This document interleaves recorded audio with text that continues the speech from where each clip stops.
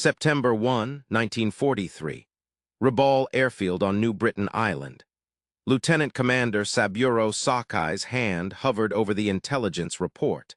With his single remaining eye, his other had been taken by American gunfire a year prior.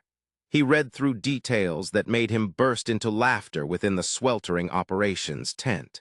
According to the report, the Americans had developed a new fighter aircraft that was as hefty as a bomber and as broad as a transport plane. They named it Hellcat. Our intelligence indicates that this plane is twice the weight of our Zero model, suggesting another American design blunder. Through the canvas flaps of the tent, Sakai could see his squadrons, A6M Zeros lined up on the pierced steel runway. These aircraft were sleek, agile, and lethal. For 2 years, these planes had dominated the skies over the Pacific. British Hurricanes, American P-40s, Dutch Brewster Buffaloes, all fell victim to the Zero's guns. The Americans' latest attempt with this bulky Hellcat would likely meet a similar fate.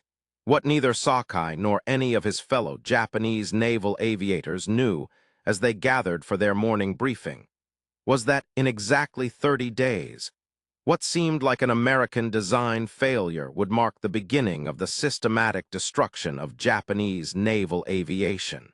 The F6F Hellcat achieved an impressive kill ratio of 19-1, destroying a total of 52-23 enemy aircraft while losing only 270 in aerial combat. It transformed carrier warfare and shattered the backbone of Japanese air power, proving that the Zero's dominance had been based on flawed assumptions.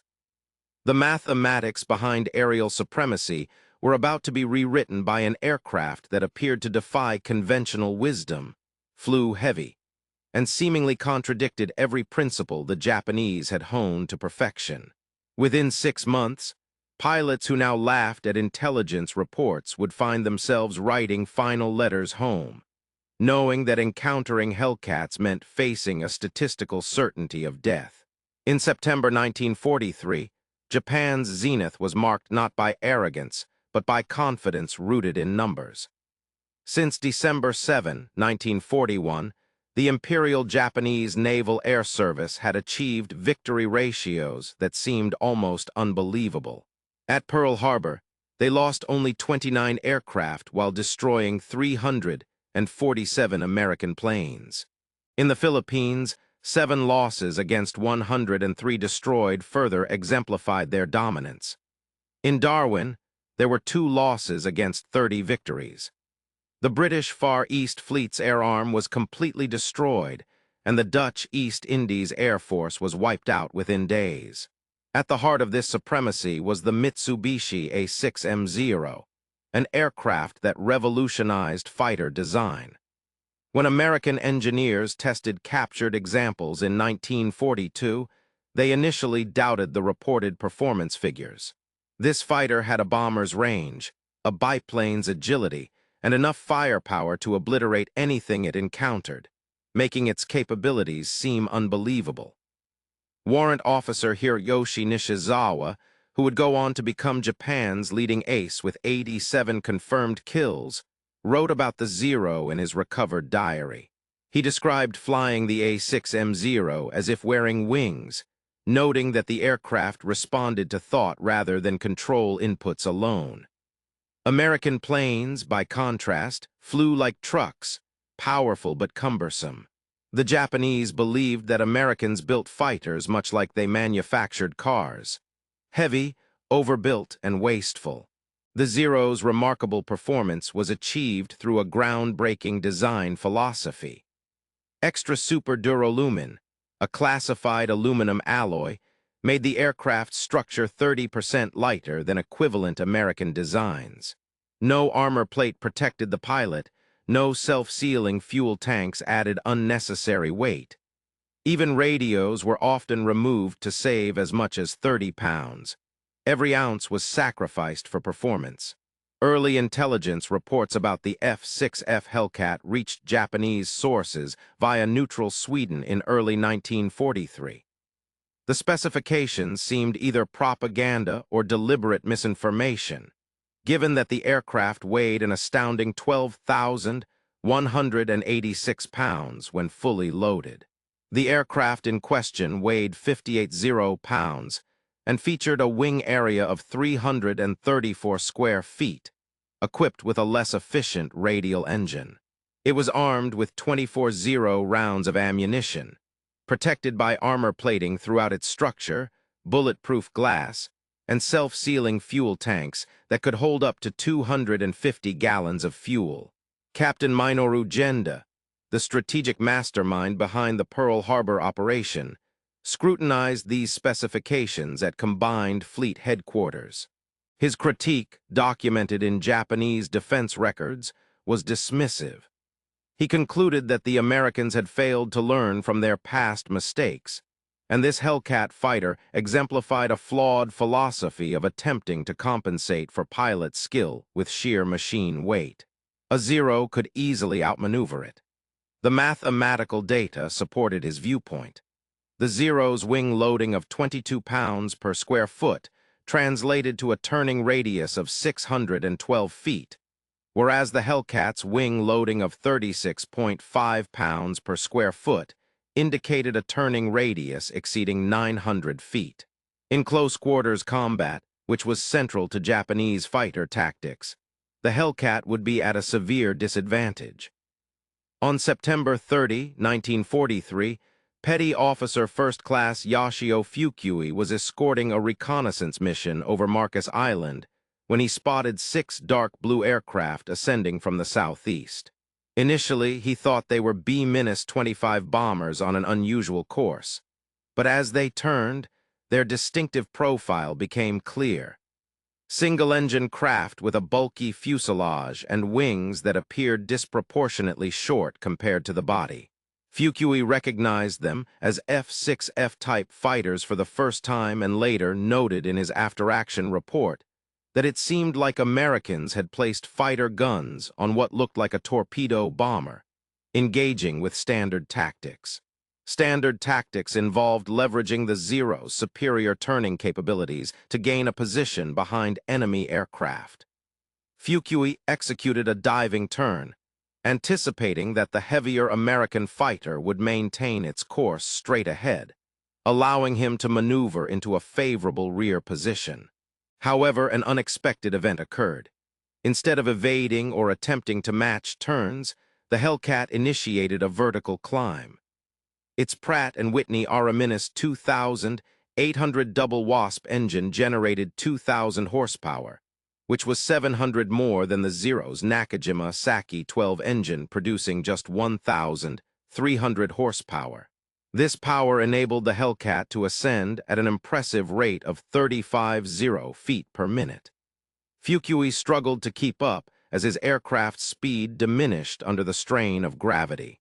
At 15,000 feet, the Hellcat performed a maneuver deemed impossible for its size, a hammerhead turn, descending directly onto Fukui's tail position. The American pilot commenced firing at a distance of 400 meters with 6 machine guns rather than the anticipated 4, unleashing an unprecedented volume of ammunition. My aircraft sustained 17 hits within 3 seconds. I narrowly escaped by entering a spin dive. Despite his injuries, Fukui managed to return to Marcus Island, while his wingman, Petty Officer Masao Sato, did not survive. Additionally, the reconnaissance plane they were escorting also failed to make it back. This marked the first victory for the Hellcat, highlighting its surprising capabilities in terms of weight and power. On October 5, 1943, Task Force 14 then proceeded with an assault on Wake Island. Lieutenant Yoshio Shiga led a squadron of 12 Zero fighters from the 250th Air Group to intercept what appeared to be yet another routine harassment mission by American carriers. These fleeting attacks had become common over recent months, typically avoiding prolonged engagements with Japanese air defenses. This time, however, the situation would differ significantly. At an altitude of 20,000 feet, Shiga noted in his journal, he observed 12 F6F fighters below us arranged in 3 squadrons. We held every strategic advantage, height, position, and the element of surprise. The ensuing battle WOULD, Chinese letter, Chinese letter, Chinese letter, Chinese letter, Chinese letter, Chinese letter, Chinese letter, Chinese letter, Chinese letter, Chinese letter, Chinese letter. Chinese letter, Chinese letter, Chinese letter, Chinese letter, Chinese letter, Chinese letter, Chinese letter, Chinese letter, Chinese letter, Chinese letter, Chinese letter. Shiga documented our ascent to 20,000 feet in his journal, where he spotted 12 F6F Hellcats organized into 3 divisions below us. We were in complete control. We had the upper hand in altitude, position, and surprise, making victory almost certain. The engagement that followed would challenge Japanese tactical principles. As the Zeros descended towards the American fighters, they anticipated the usual scattering or defensive maneuvers from the enemy, but found none. Instead, the Hellcats maintained their formation and accelerated into a gentle dive, preserving their energy levels. When the Zeros opened fire at maximum range in hopes of scoring hits through luck alone, the well-armored Hellcats absorbed much of the damage effortlessly. The Hellcats' armor included 212 pounds protecting the pilot and 110 pounds around the oil system, along with self-sealing fuel tanks designed to withstand numerous bullet strikes. As the Zero's ammunition dwindled after repeated passes, the American fighters initiated their counterattack. Rather than engaging in dogfights, they capitalized on their superior weight. By climbing at full throttle, they reached altitudes where the Zero's engine performance was severely compromised. At 25,000 feet, a Hellcat could still produce 1,650 horsepower, while a Zero struggled to maintain only 900 horsepower. From above, they descended like hawks upon sparrows, their superior speed and firepower making them virtually unmatchable. In the end, 8 Zeros were shot down with no losses on our side. This event foreshadowed what would later be known as the Marianas Turkey Shoot, November 11, 1943. The pilots gathered in the 204th Air Group paid close attention as Lieutenant Commander Takedo Tainmizu delivered a briefing on American tactics. With 32 aerial victories to his name, Tainmizu was one of the rare survivors who had faced Hellcats multiple times. "Forget everything you know about dogfighting," he instructed them. "The Americans have altered their approach entirely. They no longer adhere to our methods. They operate like executioners rather than warriors." Tainmizu elaborated on a crucial realization for Japanese pilots. The Hellcat was not engineered to outmaneuver the Zero in turns, but instead designed to avoid the need for such tactics altogether. Employing an engagement strategy known as energy fighting, Hellcat pilots maintained their speed and altitude, transforming potential energy into kinetic energy during rapid attacks that left Zero pilots struggling to utilize their superior agility effectively. The American fighters operate in pairs, one aircraft high and one low, allowing them to coordinate perfectly through their radios, which had initially been ridiculed for adding unnecessary weight. While engaging with one fighter, the other is already positioning itself for a dive attack on you. We fly as individual samurai, but they fight as a cohesive unit. The technological disparity became evident in December 1943 at Truck Lagoon, when Commander Mitsuo Fuchida, who had led the Pearl Harbor assault, served as air operations officer for the combined fleet. Inspecting damaged Zeros returning from engagements with Hellcats, he observed the growing gap in technology and firepower, a mathematical disparity that was becoming increasingly clear. The Hellcat was armed with 6 M2 machine guns that each fired at a rate of 750 rounds per minute, totaling 45 Zero rounds per minute. Each 50 caliber bullet weighed approximately 46 grams and traveled at a velocity of 29 Zero feet per second, delivering an impact force of 35 Zero foot-pounds. The two 7.7 machine guns on the Zero fighter fired projectiles that weighed around 11 grams each, traveling at 23 feet per second and carrying 750 foot-pounds of energy. Perhaps more alarming were reports about American radar-guided fighter direction systems. While Japanese pilots still relied solely on their eyesight to detect enemy aircraft, Hellcat pilots were directed towards their targets by shipboard radar controllers who could identify approaching Japanese planes from distances up to 50 miles away. Lieutenant Sadamu Kamachi recalled his first radar-assisted interception. "We were ascending through clouds when we encountered them suddenly, with no prior warning or visual contact. Hellcats descended upon us from above, perfectly aligned with our flight path. They knew exactly where we were, at what altitude, and on which course. It felt like blind men battling those who could see in the dark." This situation reflected a critical phase in January 1944 known as the pilot equation, marking a severe crisis for Japanese pilots. Prior to World War II, the Imperial Navy's pilot training program was renowned for its rigor and demanding nature.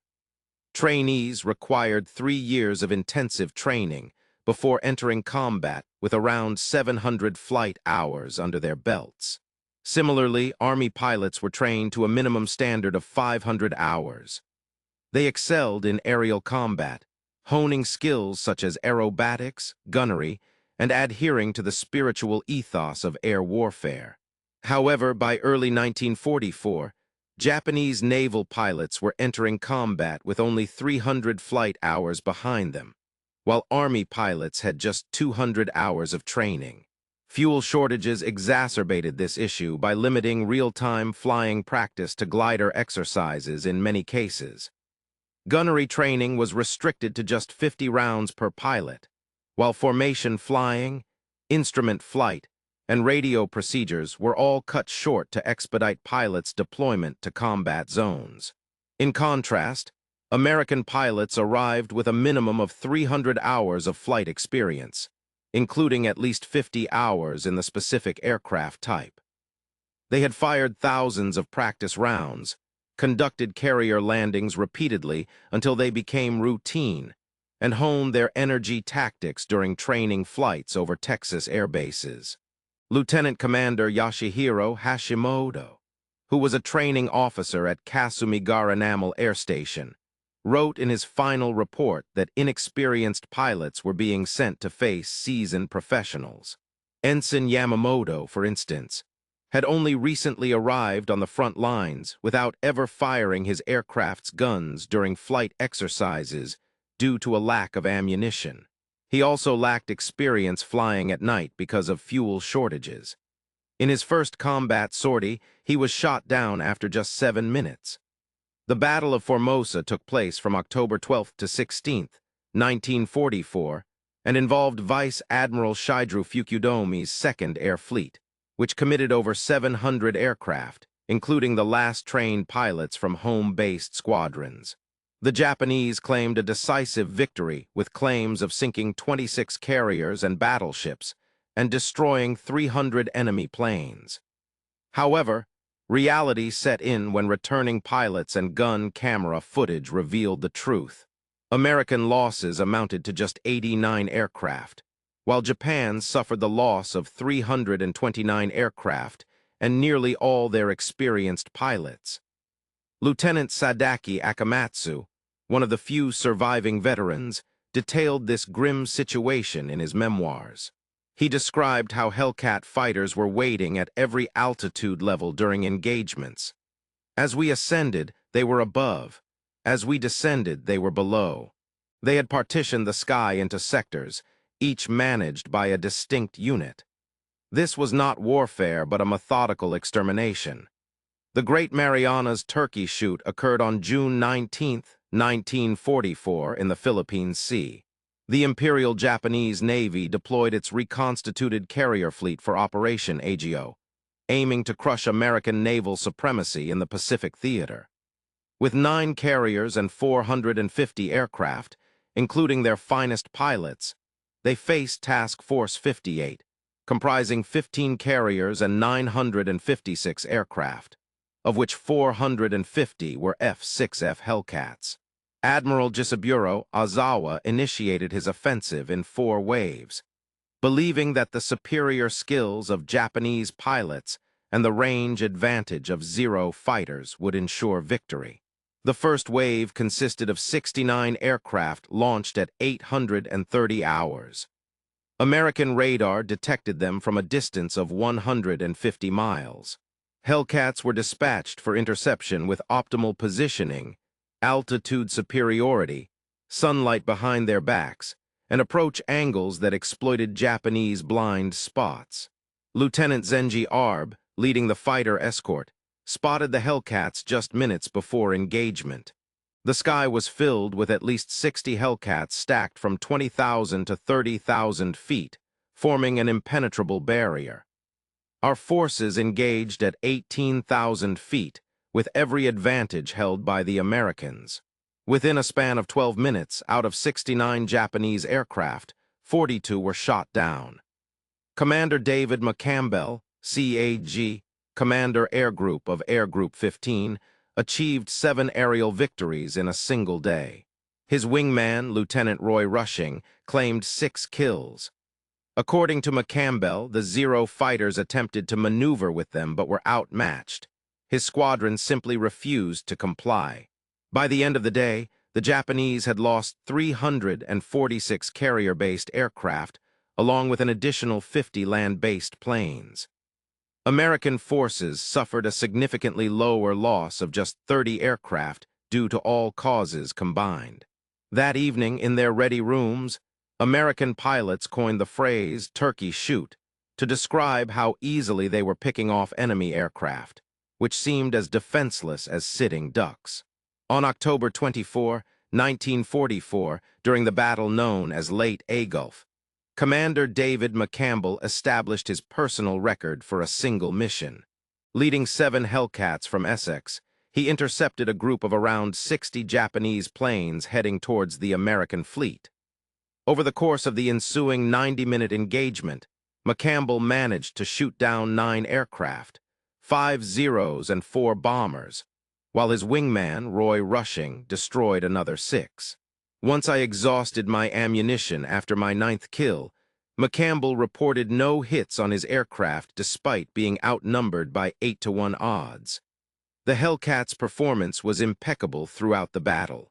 7 American fighters had successfully dispatched 60 Japanese planes, destroying a total of 15 without sustaining any losses themselves, thus illustrating the reversal of air superiority.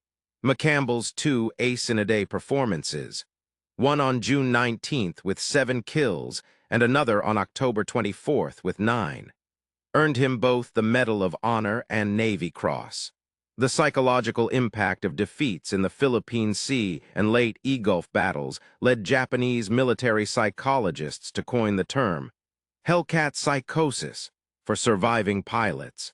Admiral Ozawa, in his after-action report, acknowledged that radar-directed fighter direction had transformed air combat into an industrialized operation, where each Hellcat was not just a single aircraft, but part of a sophisticated system.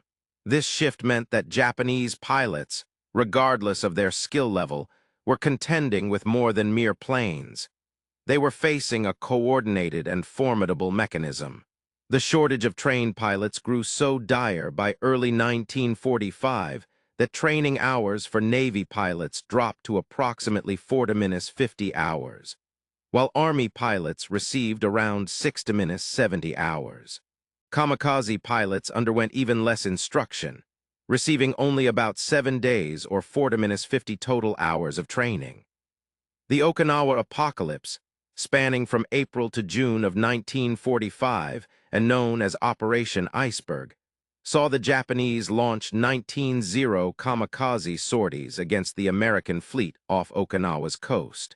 The Hellcat evolved into a crucial defense mechanism against these desperate suicide attacks. Lieutenant Eugene Valencia, commander of the Flying Circus Division comprising Hellcats, managed to shoot down an impressive 23 enemy planes throughout the campaign. His tactical innovations, particularly his use of coordinated four-aircraft divisions, rendered traditional Japanese tactics highly perilous and ineffective. Valencia described one tactic as the mowing machine, wherein 4 Hellcats would fly in line-abreast formation, spaced 100 yards apart, sweeping through enemy formations at high speed. Each pilot covered their designated sector, making repeated passes while the others climbed back to altitude for another run. The statistics of the Okinawa campaign were unequivocal. Hellcats flew a total of 38,038 combat sorties, claiming 2351 victories, and suffering only 249 losses, resulting in a remarkable 9.5-1 victory ratio. More crucially, they prevented roughly 80% of kamikaze aircraft from reaching their targets. By 1945, the technological disparity between the Allies and Japan had become insurmountable. The F6F Hellcat featured enhancements such as water injection to boost power up to 22 horsepower, zero-length rocket launchers, improved armor, and a K-14 computing gun sight that automatically calculated deflection. In June of 1944, Lieutenant Commander Saburo Sakai, a renowned Japanese ace credited with 28 official victories, though modern historians estimate closer to 15, faced Hellcats for the first time. Despite his considerable skill and extensive combat experience, he nearly met his end during that initial engagement. In his autobiography, he recounted performing all his perfected aerobatic maneuvers, loops, rolls, splits, and more, but found the American aircraft effortlessly following him.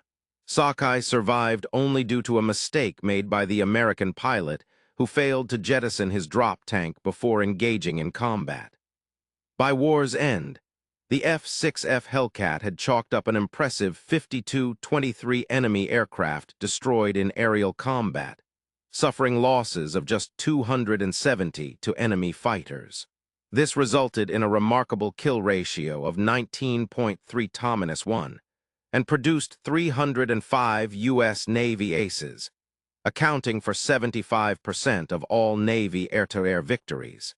The human toll on Japan was devastating. Out of the initial 18,000 naval aviators who began the war, fewer than 100 combat-experienced pilots remained by August 1945. The shift in Japanese naval aviation from an elite force to kamikaze operations underscored the supremacy of the Hellcat. Unable to compete conventionally, Japan opted to transform its pilots into guided missiles. Vice Admiral Takejiro Onishi, known as the father of the kamikaze program, rationalized this strategy with stark mathematical reasoning. If a Zero attacked a carrier traditionally, the probability of success was nearly zero, and it would likely be destroyed by Hellcats. However, if it became a kamikaze aircraft, there was a 30% chance of hitting the target. The pilot's death was inevitable in either scenario, but as a kamikaze, his sacrifice had greater meaning.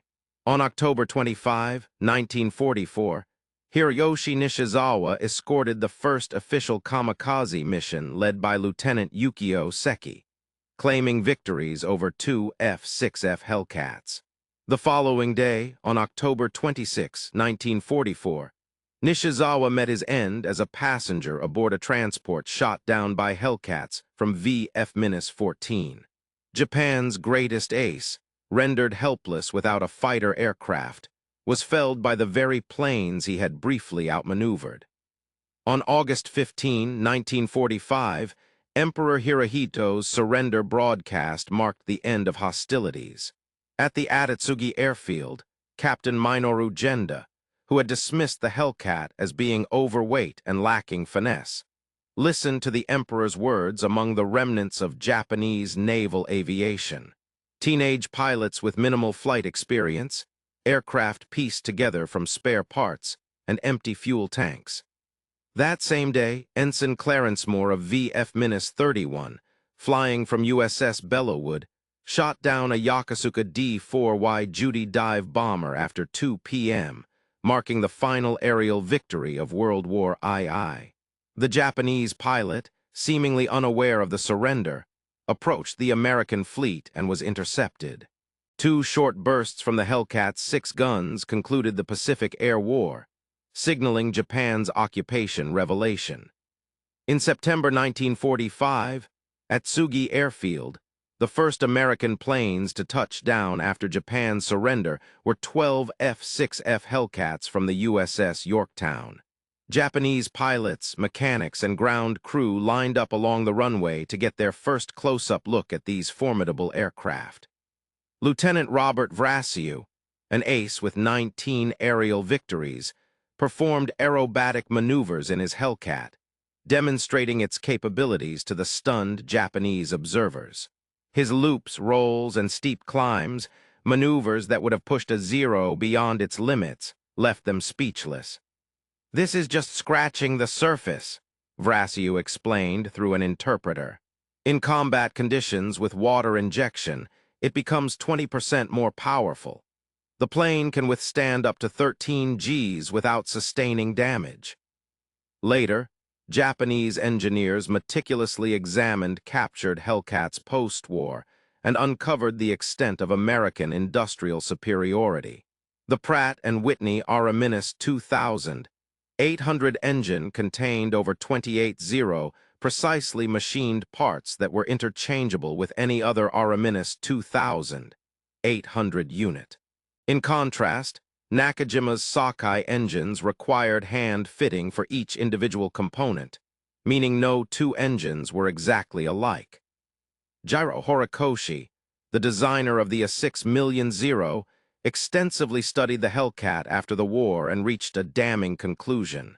"We designed an aircraft for 1941, while they created an entire industrial system by 1945. As Japan refined its weaponry, America was building an advanced industrial infrastructure that became a formidable weapon in itself. The Bate-Page factory in New York ran non-stop, 24 hours a day and 7 days a week during peak production. Every hour saw the completion of 1 new Hellcat.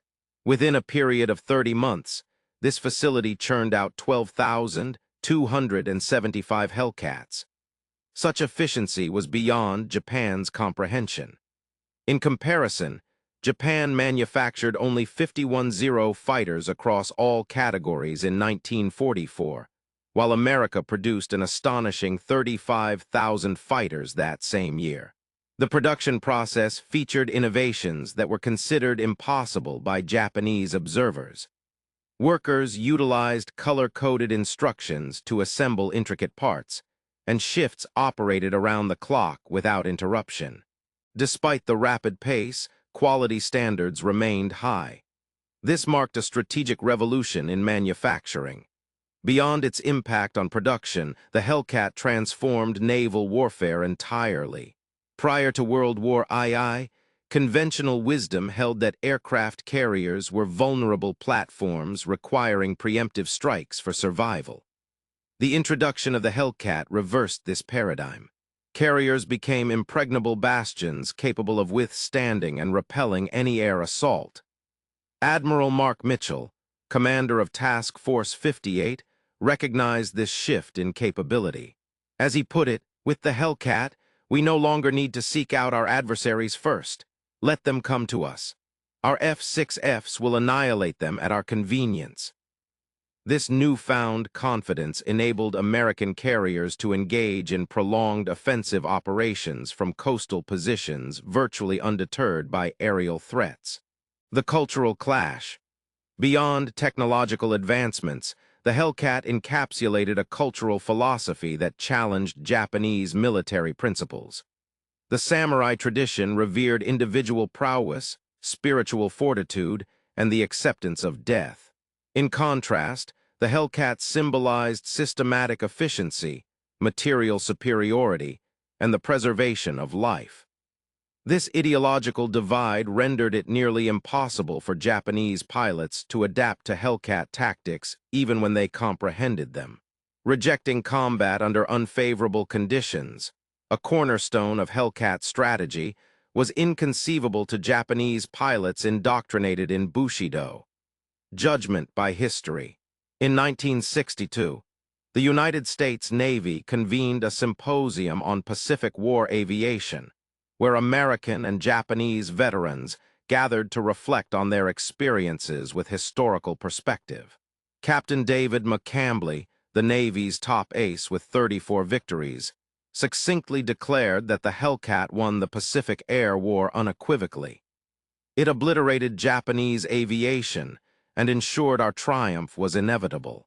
Commander Saburo Sakai countered by stating that while the Zero was a superior fighter aircraft, the Hellcat emerged as an unmatched weapons system. We failed to grasp this distinction until it was too late, much like bringing swords to a gunfight and questioning why we lost. The final accounting. The supremacy of the Hellcat can be distilled into simple numerical figures that reveal a profound narrative. The kill ratio stood at 19-1 overall, with 13-1 specifically against Zeros. Meanwhile, over a period of 30 months, 12,275 Hellcats were produced. In comparison, approximately 6,000 Zeros were manufactured between 1943 and 1945. Over 5,000 American pilots were trained on Hellcats, while by August 1945, fewer than 100 Japanese combat-ready aviators remained. Admiral Jisaburo Ozawa, who had led the Imperial Japanese Navy during the Battle of the Philippine Sea, offered a candid evaluation. We initially mocked the Hellcat because we failed to grasp that it symbolized an entire civilization's approach to warfare. By the time they ceased their mockery, Japan's air forces were nearly non-existent. Lieutenant Commander Saburo Sakai survived until 2000 and was interviewed in his final days about the impact of the Hellcat. He noted, "The Zero fighter made us a formidable naval power, but the Hellcat revealed that we were never as powerful as we imagined ourselves to be. We considered ourselves samurai, yet the Hellcat showed us that we were mere mortals with outdated weapons facing modern advancements." Every Japanese pilot who survived the conflict did so because their American counterparts chose not to engage them in combat. This was the ultimate defeat, surviving only by virtue of your adversary's decision not to pursue you. The F6F Hellcat entered service weighing twice as much as a Zero, equipped with armor and an engine that Japan could not produce, armed with weapons it couldn't match, guided by radars undetectable to them, flown by pilots who outmatched Japanese training, and produced in quantities they couldn't fathom. Initially, Japanese aviators ridiculed the Hellcat because they misunderstood each additional pound as a sign of weakness rather than strength. By the time their derision had turned into desperate kamikaze missions, and their confidence shattered completely, they realized their laughter was misplaced. The F6F Hellcat not only outmatched the Zeros, but also dismantled a fundamental approach to warfare, demonstrating that in contemporary battles, the country capable of producing superior technology would triumph over one focused O-N Chinese letter, Chinese letter, Chinese letter, Chinese letter, Chinese letter, Chinese letter, Chinese letter.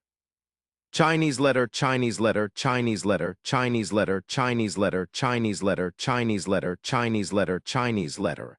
F6F Chinese letter, Chinese letter, Chinese letter. Chinese letter, Chinese letter, Chinese letter, Chinese letter, Chinese letter, Chinese letter, Chinese letter, Chinese letter, Chinese letter, Chinese letter, Chinese letter, Chinese letter, Chinese letter, Chinese letter. Chinese letter, Chinese letter, Chinese letter, Chinese letter, Chinese letter, Chinese letter, Chinese letter, Chinese letter, Chinese letter, Chinese letter, Chinese letter. Chinese letter, Chinese letter, Chinese letter, Chinese letter, Chinese letter, Chinese letter, Chinese letter, Chinese letter, Chinese letter, Chinese letter. F6FH, ELLC,